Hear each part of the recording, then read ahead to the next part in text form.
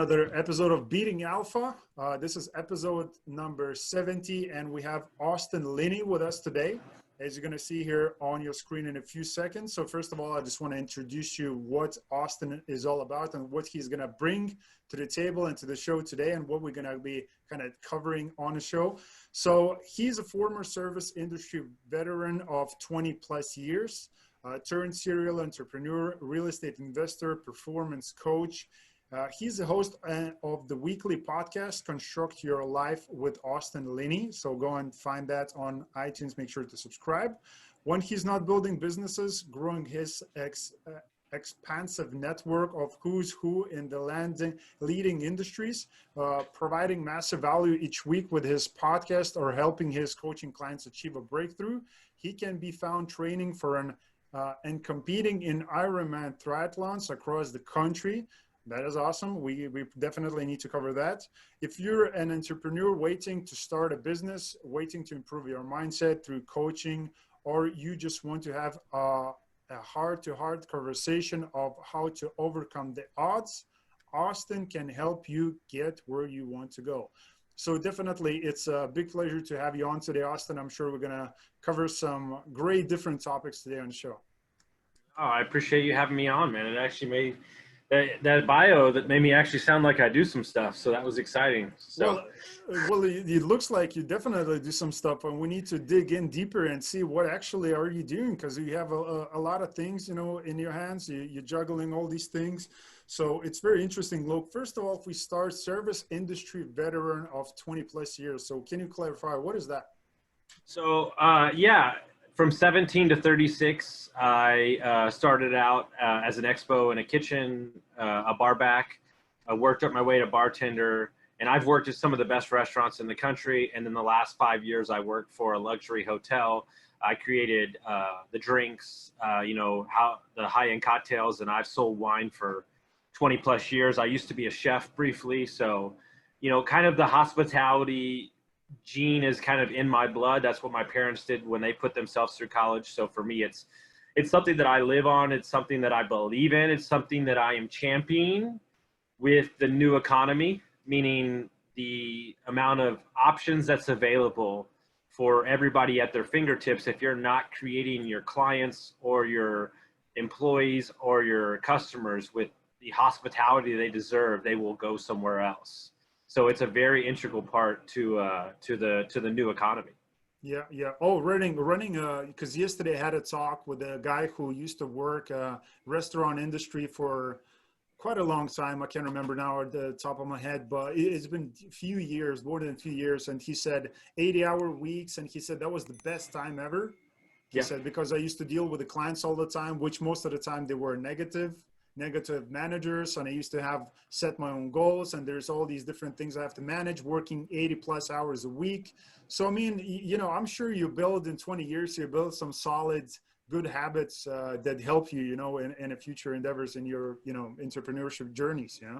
Yeah, and I don't mean to, and I'm going to cover it briefly because I don't want to spend the whole time there, but you got to know my story to know my future, right? And you talk about the long hours, and one of the things that happens in the restaurant business is at 19 years old, cocaine was introduced to me, and the cocaine quickly turned into a meth habit. And I was addicted to methamphetamines, and my parents kicked me out of my house. I was homeless for a while. I lived underneath in a closet, no kidding, in the stairs at a friend's house because I had nowhere to live.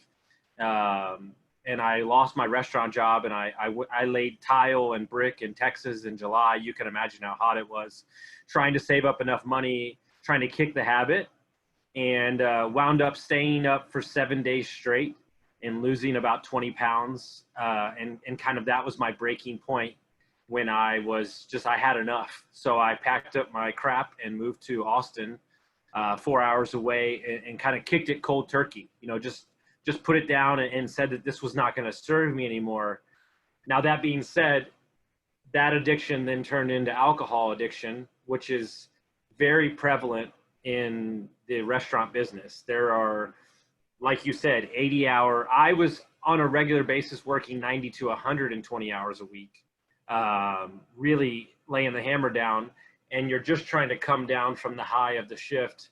And it's so readily available when you sell it for a living, but also it's so acceptable in society, kind of the alcohol stuff. And I was functioning. I didn't get blacked out drunk a lot, but it was a constant in my life for a long time. And this is something that's not talked about. Yeah. But you know, I look back at those times, right? And there's many things that happen in those times, rock bottom moments. And I look at it simple as this. I was strong enough to endure this.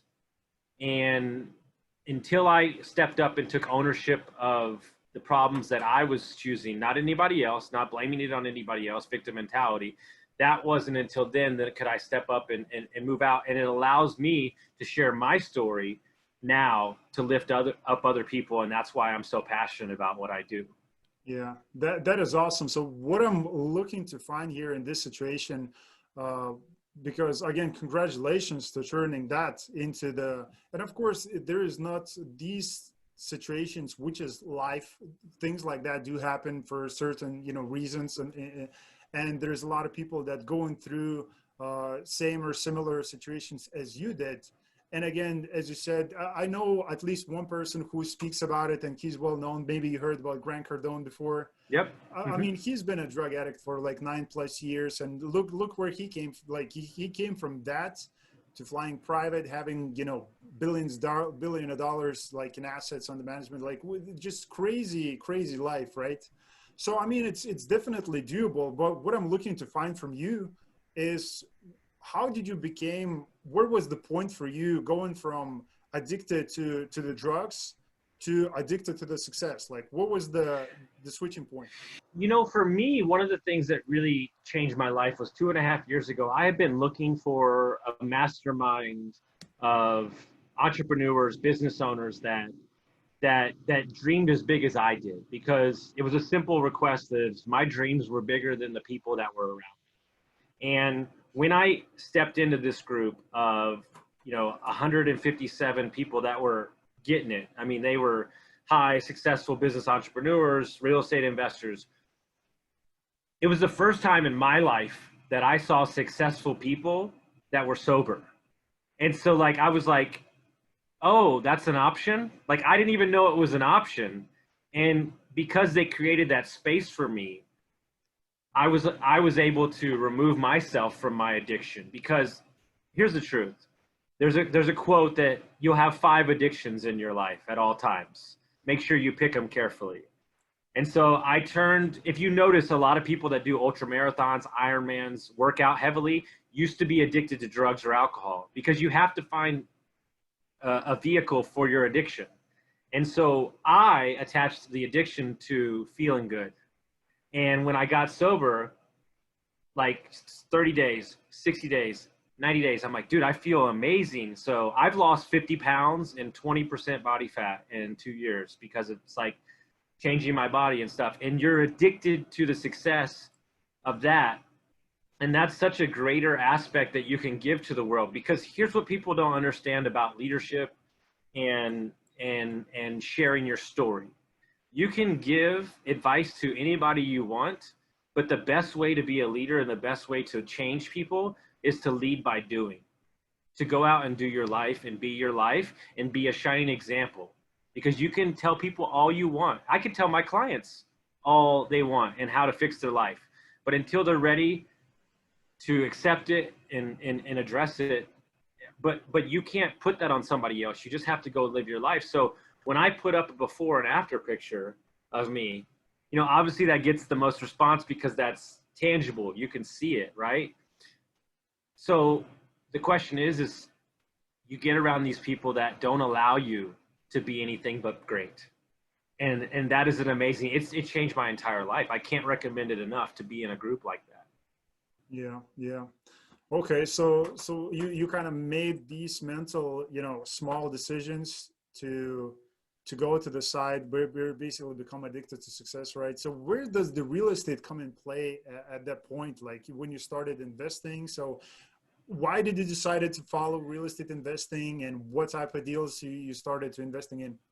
So when I was in school, I have a photographic memory. So school was not really a thing that I cared about that much. It didn't really challenge me. I just memorized stuff and got good grades. And at 17, I was struggling in high school, and I was at my best friend's dad's house. And I remember this like it was yesterday. He tapped me on the shoulder and he handed me a book called Rich Dad, Poor Dad.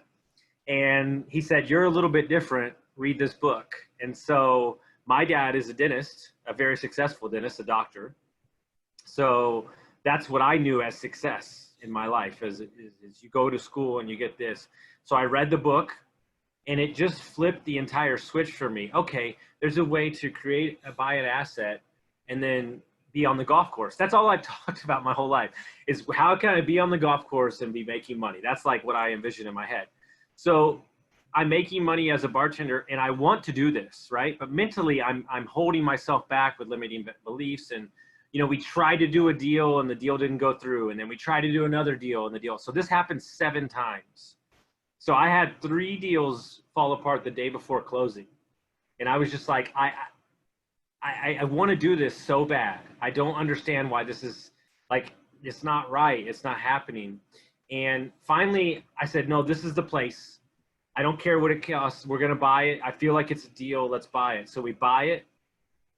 And I bought 3 houses in 9 months after that. And so it was like that mountaintop, you're almost there and you just have to like crest the top. And the momentum of that is an understated thing that's not talked about in real estate enough. Is momentum is everything. And when you get the confidence to close, it's so much greater about the asset you buy is about the momentum that you can address behind it. Mm-hmm. And to wrap up the story on how I got started is we traveled with Airbnb. And so I said, well, hey, I think I can do this with an air mattress. So we started renting out the air mattress in the first house we bought. That turned into a day bed and air mattress. So I made like $10,000 that day, that year in like 5 months. And I was like, oh, hey, this is a thing. And then so I was like, let me try the whole house. So then I tried the whole house. Well, then we do like 23 grand the next year. And I'm like, all right, I'm starting to see how this works, Then we bought that second house that turned that into an Airbnb. Well, then we did 66,000 the next year. And I'm like, okay, well, then we bought another one and remodeled it. And then that year we did 113,000 gross. And I was like, okay, I didn't know what I was doing before. I was putting up listings using my hospitality background to benefit the Airbnb space because I already knew it, right? Like how to treat people and stuff. And that was kind of the spark that started this investing train. It was a long, arduous process, but I bought all the assets in a great place. And those assets have since, almost doubled in value in a 3-year span. Wow, that's pretty impressive. I mean, going from that, going to that. I mean, so what type of it? How like time frame? Like how? So what happened is I was living in Austin, Texas for 9 years, and Austin, Texas took off, and I saw it happen in front of my eyes, but I couldn't do anything about it financially. And so we looked at our finances and realized that we were spending too much money on cars and insurance and everything. So we sold our cars that day. I took the bus for 2 years and saved up like 40 grand. And that's how I bought my first house. And we moved down to San Antonio, Texas, which was 70 miles south of Austin. And that market was growing. I started hearing things. Well, then I started looking at the market and I started seeing similarities between Austin and San Antonio. And I said, I'm going to go into the closest neighborhood of downtown and the worst area because I feel like it's going to change. Mm-hmm. And I was right. And so the house that I bought for 135 grand is now worth, $295,000 in 2.5 years. Yeah. So appreciate like crazy. Yeah. And then so we bought the house across the street. So I worked on that deal for 9 months. He said he wasn't ready to sell. I bought the house across the street for $50,000. We put 50 in. The house sold like 3 months ago for 180. Wow. So yeah, I mean, it's just, seeing the trends, making sure you're buying right, understanding and then believing in it and just following through with the execution of it is really what it's about. And the confidence from those deals is so much greater than any dollar amount. And that's what people don't tell you. They're so quick to sit on the sidelines forever waiting for that perfect moment. And it's never going to be perfect. Yeah. Yeah. So what do you think? Is there some luck involved into this? Like, do you have some sort of a tuning fork to pick those great deals? Or of like, course. Of course there's some luck. Yeah. And that's the thing. But here's what I'll tell you. And this is why I think, as we would say, my mentor and I, the tools that I have in my tool belt are very widespread. So if the market were to tank, we could put a regular tenant in, or the Airbnb market, like COVID, right, hits, and then we were able to put long-term tenants in it and get away from Airbnb, right? You have to make sure that your options are available on the table so you don't back yourself in a corner and over leverage your asset, right? And that's what people don't understand. If you're buying just for Airbnb and you're banking on these, juiced up numbers, you're gonna lose. So make sure that your options are available so you can execute on many different options so you can make sure that you're gonna cover your butt. Because you have to understand that this market is gonna take peaks and valleys. It's what real estate is, and you can't control that. But if you buy right, then you're generally you're going to come out ahead. Yeah. So you're currently investing only in residential properties at the moment, right? So we created a big Airbnb management company that was spread across the country. We have since scaled back. We are retooling the business and going out in a different direction. I myself have moved my operations. I've sold a couple properties because right before COVID. I'm going to focus now on small to larger multifamilies. So I want to scale up. I got my training wheels in the single family space, but to really scale and create the passive income that you're wanting, one of the things they say is, look, if you've got 30 houses, you have 30 roofs. If you've got a 30 unit, you got one roof. And so and one loan on it. Yeah, and one loan on it, right? And here's the deal. If you buy right, you could have 10 people not pay and still break even. If you have one person leave your single family residence, then you have to cover an entire mortgage. And so there's just the economies of scale are so much better. Yeah. So what do you think in the future looking for, like what type of asset, like what type of multifamily deals are you looking for, like when it comes to buying criteria, what you're going to be looking for specifically? So what I think is an underserved market in a large portion of the country in general, Arizona, Texas, Dallas, Houston, Austin, is the 4 to 12 unit properties. I think that they are an underserved market. I think that Texas is seeing a flooding of people from out of state with Tesla moving there, with businesses sick of California's politics and the fires. Yeah. So there's these cities in Texas are only just getting bigger and bigger and bigger and going out. So what I'm actually looking to do is, because what we're seeing right now is the lowest inventory on the market that's ever existed in the United States. So what I'm looking to do is, we've been doing the research to start building. So we're going to build these assets, these 4 units, these 8 units, 6 units. And that way we're controlling the process throughout. And the goal is to build 3, keep 1, build 3, keep 1. And that way we can add in our own portfolio and create the demand. But something I want to touch on that's super important, because I interviewed a big investor yesterday.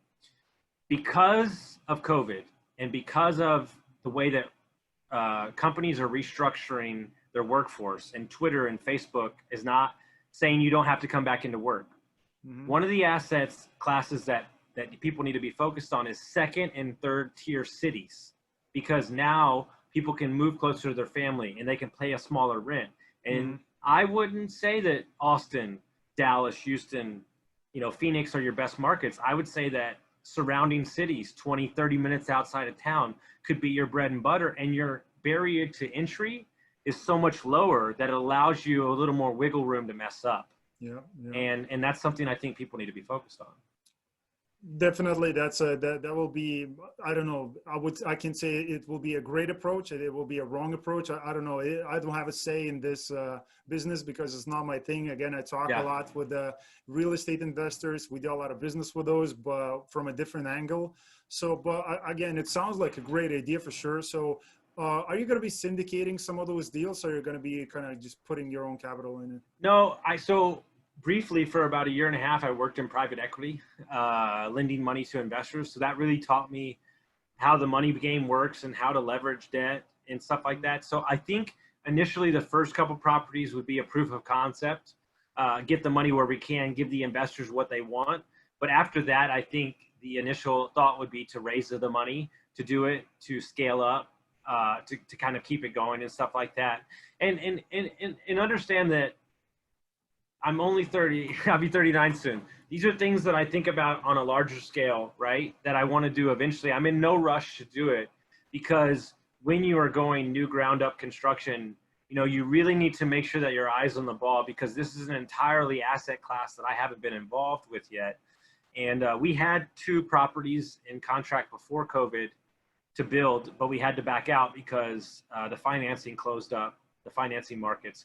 So, but I learned a lot even in not doing those on architect plans, you know, steps of scale. So you really have to get in there and get your hands wet, and you can only read so much. You know, you really have to get your feet dirty. So you have to look at it as if I didn't make any money the first 5 deals, well, at least I know everything now, and then that's the time to ramp it up on a larger scale. Oh, definitely. So, what do you think? Partnering in the beginning, are you going to be doing that, or are you Oh, going for sure. I am a guy, and I do this in my own team, right? I am networking extraordinaire. You know, I'm smile guy. I meet everybody. If you want me to look at a spreadsheet, I might as well just, it might as well be like double geometry. I can't, I don't want to do it. I don't. So I truly believe that the one thing that has set me free over the last year and a half is self-awareness. And self-awareness of knowing the strengths and weaknesses and understanding that in order to get where you need to go, it takes a team. And by highlighting the assets of everybody and their strengths, you can partner up and you can move faster and with less friction. And I think that's why I love my business partner, because he loves tax codes. And great, I'm really happy for you, man. I could care less. So that is super good. That's a smart, you know, that's a smart way to go about it. You know, just partnering with the people instead of being a solopreneur guy who is going to do it all by himself. You know, so you have places where you live that put tires on your car, right? Like that fix your car up. Oh yeah. Do you stand over their shoulder and tell them how to put the tire on your car? Of course No. not, because they're professional. Yeah. But what I'm saying is, as alphas and entrepreneurs, we think that we can do everything.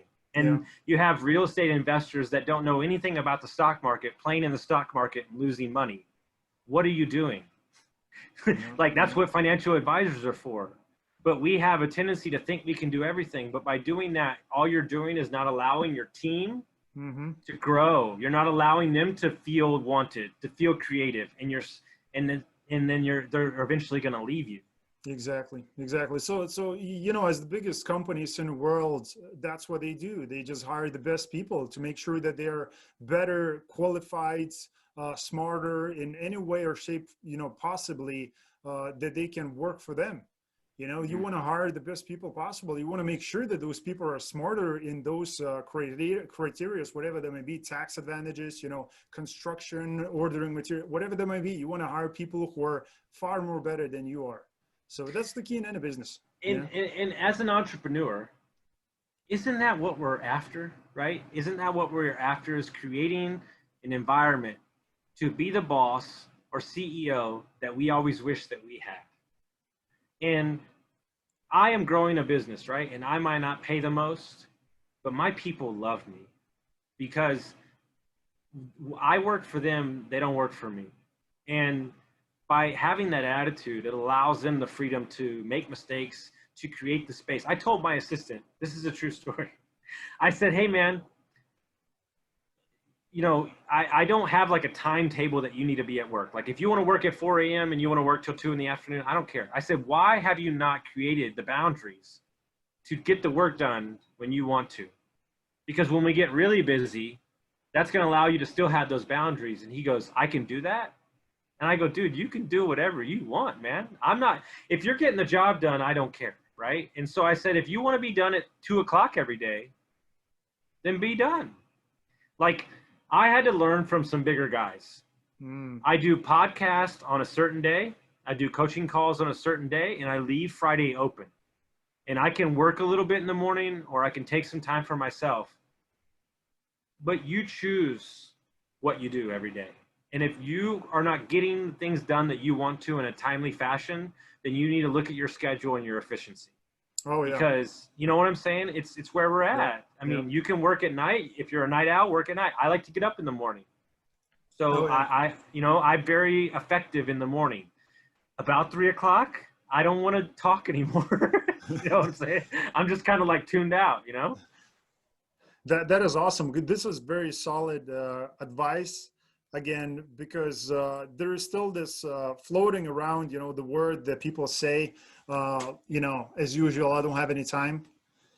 So that message is still out there, you know, so it's good that you say that it's all about keeping the time, you know, time management and, you know, doing the things that matter the most, you know, kind of taking that approach. Because I want to ask you a question, and this is where I go with my clients. So I want to make sure that it's very important, because I coach a lot of 20 to 25-year-olds. Okay. If you're building a life of legacy, what is the rush? Exactly. That's my approach. Where are you trying to get to? I have friends that at 24 years old have 200 units and could retire in 2 months. He's got 60 more years to live. Yeah. Where are we trying to go, guys? That's how, in the new society, that's how quick you can be financially free. That quick. Well, you see, everybody sees that on an Instagram post or on a Facebook, YouTube. They think it's glamorous, you know, that you're 18, you're, you know, debt-free, financially free. You have all these, you know, Lamborghinis parked in your garage. I mean, a lot of that is just for the ads, just to run an ad and get your attention to buy some courses or whatever that might be. But the game, the real game, the business game is a long-term play. So if you want to accomplish something, look at the Amazon, look at where the Amazon started. If you want to compare, you know, if you want to compare any big business, it took them years, you know, maybe, you know, it took off, you know, fast at some point, but because it took them years, all that mass of work, you know, like dedication, you know, people, you know, it's just exploded at some point. But everybody, you know, everybody should be patient. Because again, what you just said, you know, there's nowhere to rush, like, you know, because people, I know they want to do something, you know, everything fast. I need everything now, you know, the feeling of entitlement, that doesn't add up, you know, any patience to that as well.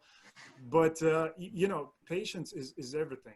And seeing things long-term. When I talk with the business owners, just like yourself, my best advice, I say always plan long-term. I said, Martin always comes in with a long-term planning, you know, that's the way to go about it.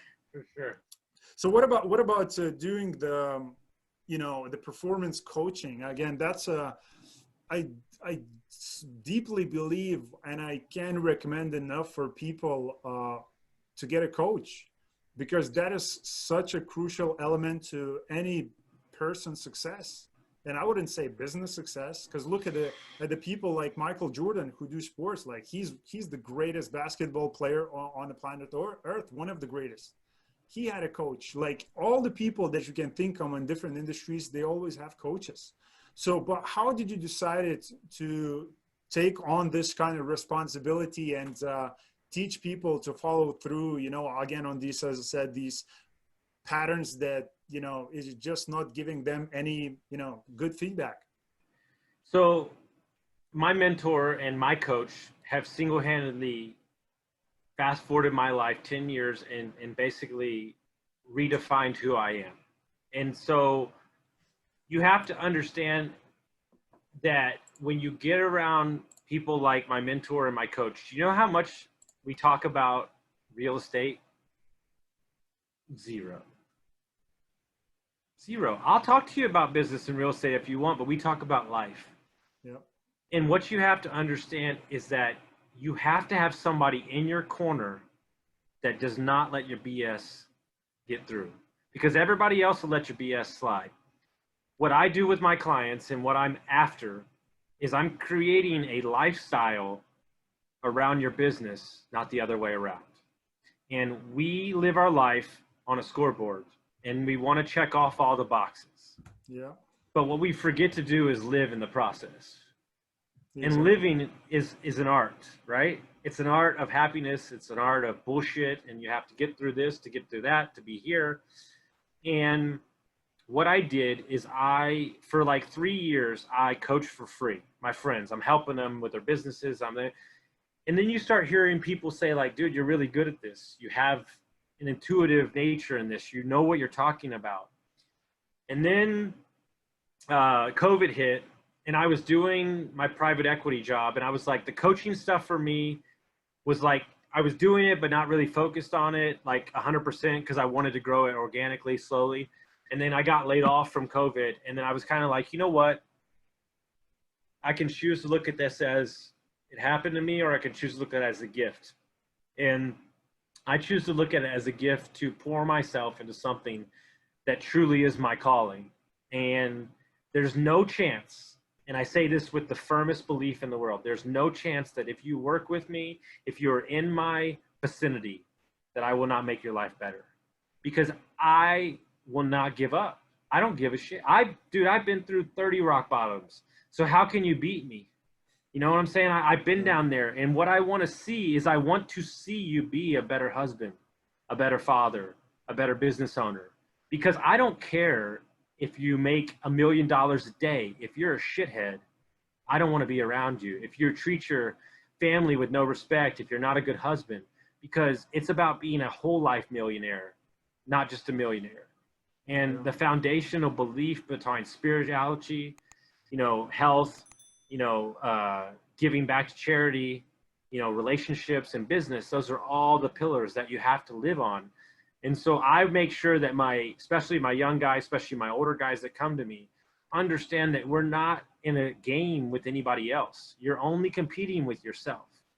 And so if you can wake up every morning and seek to be the best version of yourself, that's the only thing this life asks out of you. Because if you're the best version of yourself, then that permeates in every part of your life. And that's where people get it twisted. All my clients come to me, no, I'm going to hire the trainer and I'm going to work out when I make the money. I'm going to do this when I make the money. No. You're going to do it now. And when you get the money, you're going to be that better for it. And that's what they got it. Everybody's got it backwards. It's the other way around. Yeah. And that's just what I believe in. It's just in my heart, and I can't fight it.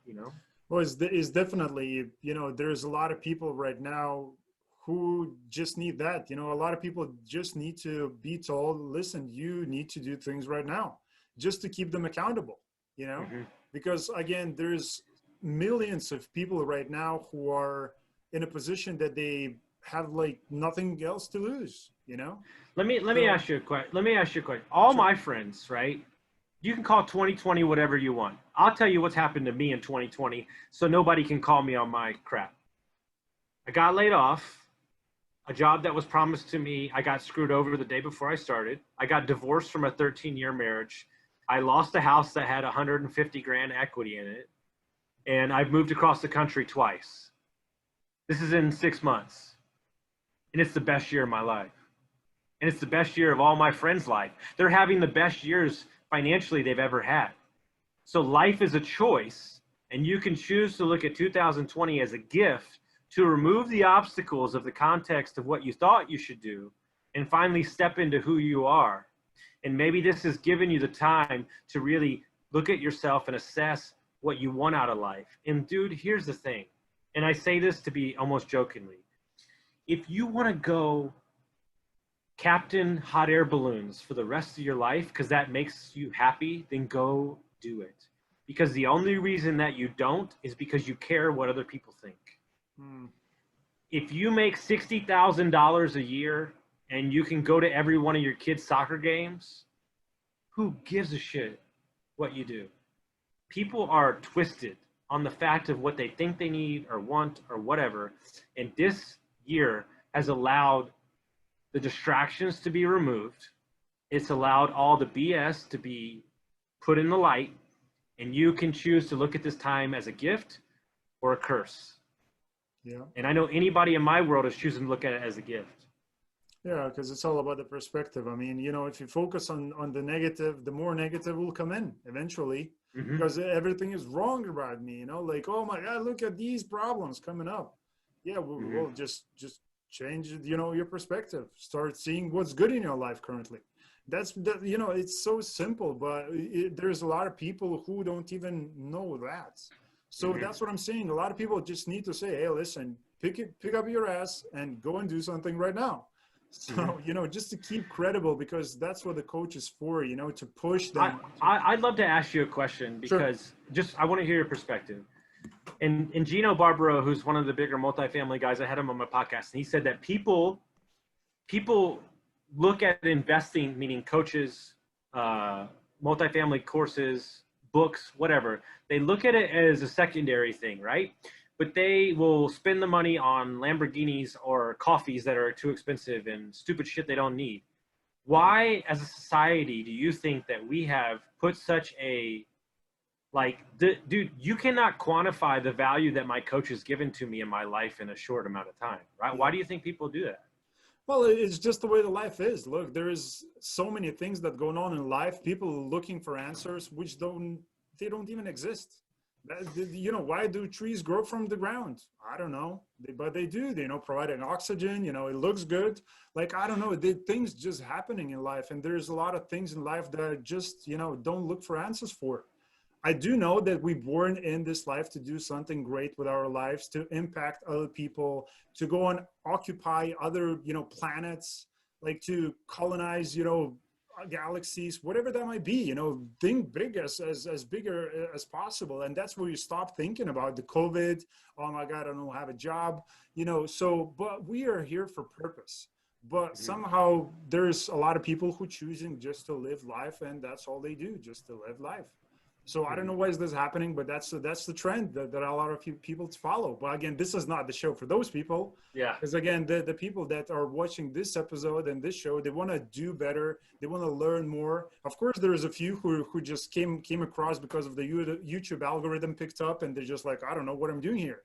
So it's good. Maybe those people will click, you know, in their head, and they will be like, I can do something more. Because there's this moment when you can wake up, because I was lost. I'm sure you've been lost, as it sounds by the way you're telling your story. So there's those awakened moments, you know, that can happen. But it takes for a person to be in some, you know, positions or situations. So. No, I agree. Yeah. So talking about, I love the thing that you mentioned on a on a bio that you're a big networking guy, which I do believe in also. So can you talk about the importance of networking and the benefits that it provided you so far? Relationships are the currency in the world these days. It's just as simple as that. Everybody has access to everything. I have flown across the country for a 15-minute meeting. That's how I met my mentor. That's how we're great friends now. I have flown across the country to meetups. I have now been in business with 7 of those people that I met at that meetup. There is nobody, and I say this because I hope somebody DMs me and challenges me. There's nobody that has a bigger Rolodex and network than me, because I believe that people are everything. And I think that you have to get out there and you have to ask yourself one question. How can I serve you today? Not me. How can I serve you? And the problem that people run into, and I've felt it before, I'm not saying I haven't. When you give a lot, sometimes you feel like you're not getting your returns. But what you're building up is social currency that you can't see, that you can't put a number on, that you have for the rest of your life. Yeah. And I know people that do everything in every city. And because I want to know what they're doing. But here's the most important thing. This is very important, and it just came to me. I'm not fake invested in them. I'm not acting like I care. I'm truly invested in them. And that's the difference. Yeah. Because I'm truly invested in who they are as a person and what they have going on, and I want to see success for them, and they want the same for me. And people can feel that, you know? Exactly. Yeah. And something I'm going to give your listeners a little tip. I hate to give this out. This kills me, but that's all right. I'll give them some value. What I've started doing, which is getting rave reviews, and I will continue to do it, is instead of sending a Facebook message, happy birthday, instead of sending a stupid text, happy birthday, I'm sending video happy birthdays. Wow. Because it's personal. It's, yes, I care about you. I've taken the moment to record the video. And this is adding on to the layer of, dude, this guy is taking time out of his day to wish me happy birthday. And he's in the video, because here's what I've done. And I'll give you another tip. I play around with my social media to see certain things, to understand how people react to it. I'm a creature of psychology. I love it. And anytime I put my face on a picture, it gets 3 times the likes and activity than when I don't. Mm-hmm. Yep. People want to see you. If you haven't read the book Expert Seekers by Russell Brunson, I recommend everybody does, especially if you're an entrepreneur, especially if you have a brand. The people have to create an attraction, and they have to create a belief in you, and they have to see your story and live your story, and they want to see the ups and downs. Don't hide the vulnerability. Don't hide the negative thoughts. Put it out there, because if you're taking your insecurities and your negative and stuff and you're bringing it into the light, then you don't allow it to control you anymore. And when it doesn't control you anymore, you can live free. And so people actually enjoy the sincerity, the authenticity more than they do the flash and pan. Nobody cares about that. Yeah. Like, you know what I'm saying? And it's just, I think if you're lying to yourself or you're lying on social media, I think you're going to get found out this day and age. Oh, yeah. And I think you need to be careful. Very quick. Yeah. People get exposed every day. Like, you can go into YouTube, and if somebody's going to see that you're full of, stuff, people gonna call you out. So, so that's what it's like. So for the people, if you want to go on social media and start talking about stuff, that's the path to take. You just educate yourself about something that you want to be talking about, and something super important though. Don't believe that just because you don't have an asset or you don't have an investment that you don't have a story to tell. Oh, everybody has a story. My client in 6 months went from a bartender to locking in $1 million in wholesale acquisitions in 6 months. And I was like, why are you not telling every human being? He goes, nobody cares. I said, far from it, bro. You could inspire thousands of people who just lost their job in the restaurant business. Exactly. You all have a story. And wouldn't you love to look back on it 3 years from now, 6 years from now, and be able to see your journey? That's where we are this day and age. It's documentation. Yep, definitely. Oh, because some people, they think they don't have, as you said, big enough story. I spoke with those people myself personally multiple times, and I'm like, hey, you should be writing a book about that. And some of those people are actually writing a book about that right now, because they never thought about that. It was such an important thing. I never thought I'd be a coach. So, I mean, here we are, right? Here we are. Yeah, exactly. So, and there's far more that we can do, as I said, because the limitations, once you take off the mental limitations, which of course it takes time, like if you see person, talking on stage, without the problem, to the 80,000 people, or doing whatever, having businesses, or, doing the uncomfortable stuff. Like, it took them some work, to be able to do that. Like, nobody's born with those type of qualities. I want to peel back the curtain for a minute so people understand, because I'm sitting here confident talking to you simply. I can't count the number of nights that I had Gary V in my ear at 2 a.m., 3 a.m. I can't tell you the amount of nights I was on a football field running in 40-degree weather, listening to Imagine Dragons, screaming at the top of my lungs, having these mental conversations with myself to condition this unstoppable mindset. Yeah. This is not built over a day. This is built over years of conditioning and breaking down the walls. So I wanted to make that very clear to everybody so they can kind of understand the resonance behind that. Exactly. It's coming back to the point where we've been talking about before. Everything is long-term. So, if you see the end result of something, you have to know there was a beginning long time ago. So that's the way it works. So what will be your advice? Because we're kind of talking about ourselves here, but I think there's a ton of valuable content in that just there, because again, your story is very powerful. You know, like being in a position that you've been before, you know, the tough times, rough times. I can only imagine what it feels like to be in those positions, because I've never been, but like I seen the documentaries, the movies, like people did too, you know. So, and come out from that where you turn your life around, you start building the businesses, and you're looking to help other people to accomplish big things in life. I mean, that's very powerful. So talking about that, what would you recommend for people? Again, as I mentioned, in the COVID times, there's a lot of uncertainty, people are suffering, and the people who are lost, they looking to find a path to do something great with their lives. Like, what will be your advice for those people? So I'm going to break it down. The first thing you need to do is, this changed my life. You need to have an outlet of creativity and positivity, or your passion, outside of your job. I don't care if you make $400,000 a year. Take 10% of your time and think of something that truly gets you fired up.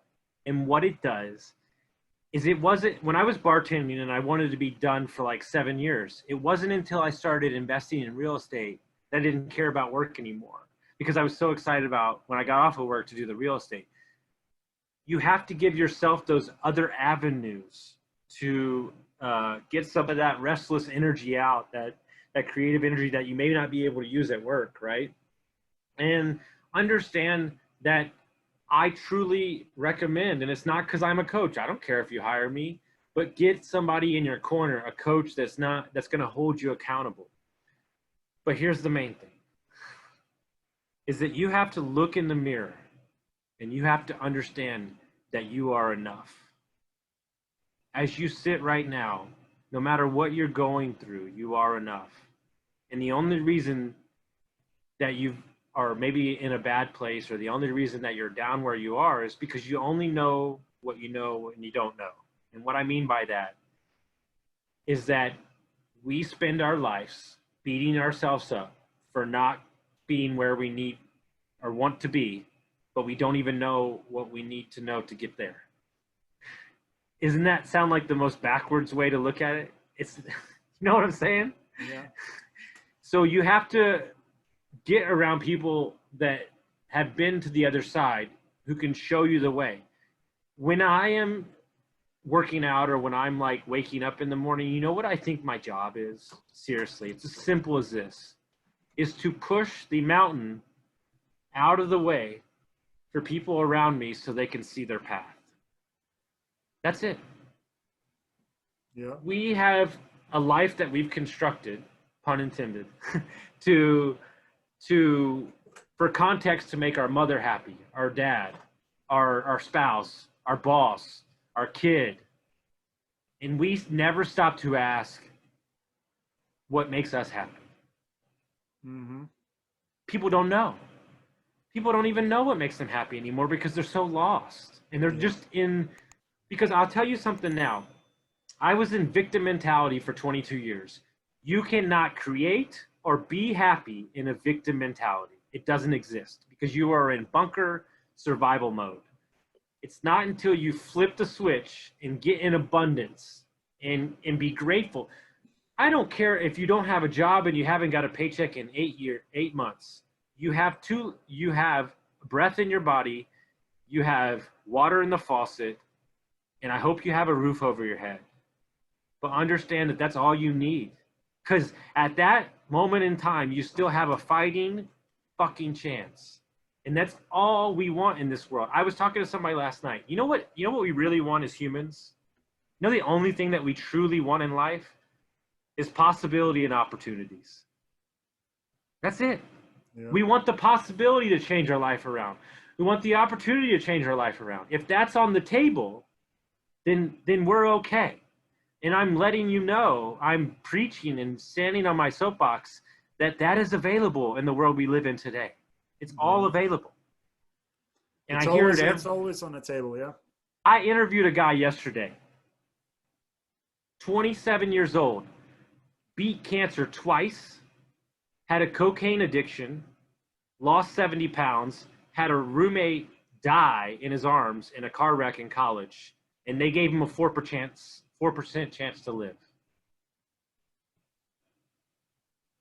And his perspective is out of this world. I'm in love with this human. I want to like fly to Colorado and just hug him because he's so great. But what he said to me changed my life. As I said, I wouldn't understand about your cancer. I didn't live that. He goes, stop. He goes, we all go through hardships. Don't you belittle your hardships because you didn't have cancer. Your hardships are your hardships, just like my hardships are my hardships. Yeah, that's powerful. And that was the most powerful statement I've ever heard. Yeah, I think me too. Yeah, that's very powerful. Again, because we look at the people that having tough times and we think, oh my God, like, but we forget about the times that we survived as well, and the thick skin that we grew, you know? So we as people should use that thick skin and experience of having, you know, tough times, because that's the times where we as people grow the most. You know, you don't grow in the times when things are good. So we should use that bad experience like COVID right now, just like it added up another layer of on your tough skin. So use that for Dude, good. you know what you should do? Because I know you're saying it. 2021, what you got? Because you ain't got nothing on this year. Exactly. I mean, you know what I'm saying? It's like, whatever, dude. It's going to be a vacation next year. It doesn't matter. Look, all that matters is your perspective on things. Yeah, that's all that matters. Because if you decide, and that's a decision, if you decide that the outside world doesn't influence what's going on inside, and you're going to live from the inside out, it doesn't matter what's going on in the economy and with the COVID, or of course it makes, you know, some decisions. There is some things that you have to make a decisions, maybe in a different way when it comes to the business, but it's all just shifting and adapting, and, you know, like that's all it is. But I want to give them a tactical response too, because all that was like, yeah, that sounds great, Austin. But if you haven't read the book Atomic Habits, that book changed my life. And the premise of the book is 1% every day. When people want to change their lives, they think, oh, I'm going to take it to the extreme. And then you fail, or you don't reach it, and then you're back to where you started. All you're looking to do is make minute, small changes every day. If you haven't worked out a day in your life, start for 5 minutes. Turn it to 6 minutes. How do you eat an elephant? One bite at a time. Yeah. That book says that all small elements lead up to one big change. And that's what it's about, guys. That's the tactical response, is set small goals for yourself, create wins, because people need to understand it's not the promises that we break to other people that destroy us. It's the promises that we break to ourselves that kill us. Exactly. So I'm gonna say the third and the last time is all about the long-term game. You know, so adding up to the big thing, you know, like the small things, the minute things, as you said, you know, that sometimes it doesn't make sense, you know, like going to the gym for 6 minutes, like it wouldn't make sense, but try to do that for a year, 2 years, 3 years, and you will see a completely different image of yourself, you know, and probably the life that it's going to influence, you know, people around you. You know, you're going to travel and do different things. I mean, it's going to be different, completely different story. So on that topic, what would you recommend for people, like when it comes to shifting their mindset? Like, is there a book, you know, that they can go and grab on? Because again, you mentioned a couple of great books. So I would love for you to mention, you know, the ones that maybe kind of help you, if you still remember when you had that situation before where you shifted again from, you know, drug addiction to success addiction. So maybe from those times. So this is where I'm rooted in. If it's not you, that's fine. I believe that the gym, health, is the quickest way for small wins to see improvement that'll change your entire life. I truly believe that that's the quickest way to kind of get those small wins and get that confidence back rolling if you're in your funk. I would suggest an app, right? It's an app called Prep Talk or Prep Talk. And what it is they've taken all the best speeches and they put them into quick videos. And it's like $60 for your life or something. I don't even know what it is. You can pay like $5 for the month. And it has like 400 speeches on there of like Tom Ballou, Tony Robbins, everyone. And I used to just listen to those on a loop. And it's just reframing your mind to kind of start those things. But I'll be honest with you, Ed Milet and his message and Tom Ballou's message is where you should start. I've had problems in the past shoving people to David Goggins right when they step in the door, and people are like, "Well, I can't. It's too much. Too much. You got to work. Yeah. You got to wake your way up to him." Yeah. But I tell you a book that changed my entire life, and every person I put this book in their hand, it's changed their life. Kyle Cease is a personal development guy that used to be a comedian and an actor, and in the height of his popularity, he decided to go in a different direction and be a coach and personal development person. He wrote a book called The Illusion of Money. The reason that you don't have it is because you want it. And it's really not about money. It's about life and yourself. It's amazing. It's a quick read. But basically what he's saying, and I'll give you a quick story that I always love. He went on a juice cleanse for 3 days and he gained weight.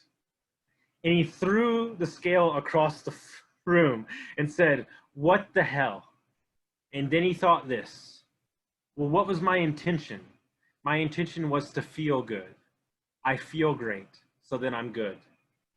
And what he talks about is goals are great, but if you live your life of an intent, my life is an intention. If you live your life of intention, it's such a greater why that it allows you to step off of the small stuff and just project yourself forward. And this book has really reshaped people's thought process on what they're bringing into their life. Because you said it earlier, what you think about, what you consume is who you are. Because your environment, if you're thinking negativity, more negativity is going to come. If you're thinking, hey, it's raining, but man, I love to dance in the rain. Because, do you have kids? No, we don't. Okay, neither do I. But I have a lot of friends that travel a bunch, entrepreneurs, right? And they said, watching their 4-year-old touch the soil, they're from Texas, watching your soil touch the beach in Portugal and seeing his face, right? And as an adult, I think that we lose the wonder in the world. We lose that zest for life, right? And oh my God, it's raining. I got to get out of the rain. Yeah. I'm going to challenge you on something. If you're listening to this, next time it's raining and I don't give a shit if you're in a suit, stand in the rain, enjoy it. And here we have a joke in all my investors world. You know what a jet ski is, right? A jet ski? Yeah, of course. Try riding a jet ski and not smile. Can't do it. Yeah. And we as adults don't smile enough anymore. We've become we need to learn everything. There is a beauty in the process of failure and learning to get somewhere. And we have somewhere along the way removed the happiness and joy from life. Yeah. And all I'm looking to do is put it back in you. Yeah. And fill you up and understand that we don't need this stuff. We don't need the car, the big house, everything. What you need to do is understand that your smile when you're at the grocery store to that worker that's been working 13 hours or asking them how their day's going could change the whole way they feel. Yeah. Well, that can in turn affect their home life, the person they run into. But we have somehow cut off the humanity in this world. And we need to get back to that. Definitely agree. That's a very powerful, again, advice, because there's a lot of us as adults, we lose that childlike quality of just being happy randomly for no reason. Again, talking about the rain, I think people should do that. As you mentioned, I don't know if it's going to work in Ireland because it rains like 300 days a year. So I think people had enough of that. Yeah, maybe not in Ireland, but in Arizona and Texas, figure it out. Yeah, please do. Yeah. So it's definitely like it is missing because we as adults, we just put on a suit. We're all serious. We don't take things lightly. Like don't do that. Do this. We are very kind of. And I've seen from my own personal experience, the people that I used to work with, different businesses, and the ones who used to be the happiest, they had those childlike qualities. you know. Mm-hmm. They just like to do, you know, fun stuff. And, you know, it seems like, and everybody, when everybody look at them is like, I would like to be like that. You know, it's like, you can be, you Mm-hmm. know, if you just Mm-hmm. relax a little bit. Mm-hmm. I'm not saying start being like a kid again, you know, and go and play with the toys, but, you know, like just have those qualities, you know. You need to have fun sometimes also. Mm-hmm. No, I agree. Yeah. So it's been a phenomenal time. You know, it's hard to separate because I would love to continue this conversation, because it's such a great again, wealth of knowledge coming from you, again, from the experience that you had personally, and how you've, you know, followed through, and you came to the side of where you became, you know, addicted to success, as we said, you know, and you're doing phenomenal things by helping all these people to get a taste of that. And I Mm-hmm. think in this interview, people got a taste of, you know, you can become more successful, you can do more things, you can become more, you know. And now I think they have a little bit of a strategy on how they can do that. But I think there's more pieces still missing, and that's what I like for you guys to get in contact with Austin personally. And I would like for you, Austin, to share what will be the best platforms for those people to do. Sure. You have Instagram, Austin Linney. Is easy to find me. Construct Your Life. You can find me through there, that Instagram handle too. On Facebook, Austin Linney. You can send me a DM. You can send me a text. I literally just had a kid who's brand new to investing reach out to me this morning. Told me thank you for the podcast. I'm meeting him next Thursday for coffee. Awesome. I'm not the type of person that I want to meet everybody. I want to support everybody. I want to help you. So if you need anything, you want to find me. If you need anything, you need somebody to talk to, I'm your guy.